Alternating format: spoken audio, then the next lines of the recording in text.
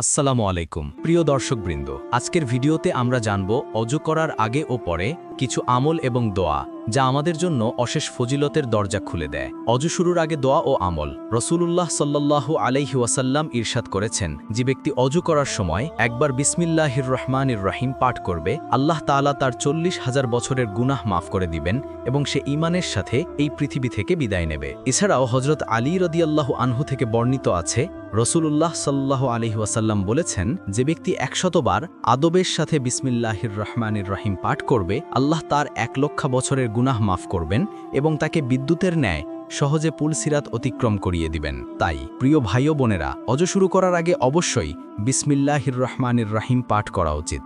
অজু শেষে দোয়া ও ফাজিলত। রাসূলুল্লাহ সাল্লাল্লাহু আলাইহি ওয়াসাল্লাম বলেছেন, যে ব্যক্তি অজর ফরজ, সুন্নত ও আদব মেনে সুন্দরভাবে অজু করবে এবং অজু শেষে কালিমা শাহাদাত পড়বে, তার জন্য জান্নাতের 8টি দরজা খুলে যাবে। সে যে দরজা দিয়ে ইচ্ছা করবে জান্নাতে প্রবেশ করতে পারবে। কালিমা শাহাদাত হলো আশহাদু আল্লা ইলাহা ইল্লাল্লাহু ওয়াহদাহু লা শারীকা লাহু ওয়া আশহাদু আন্না মুহাম্মাদান আবদুহু ওয়া রাসূলুহু। প্রিয় ভাই ও বোনেরা, অজু শুধু নামাজের প্রস্তুতি নয়, এটি নিজেই একটি ইবাদত। অজুর আগে বিসমিল্লাহ পাঠ করা এবং শেষে কালিমা শাহাদাত পাঠ করা আমাদের জন্য বিশাল ফজিলতের দরজা খুলে দেয়। তাই আমরা সবাই চেষ্টা করব প্রতিবার অজু করার সময় এই ছোট ছোট আমলগুলো নিয়মিত করার। আশা করি ভিডিওটি আপনাদের উপকারে এসেছে।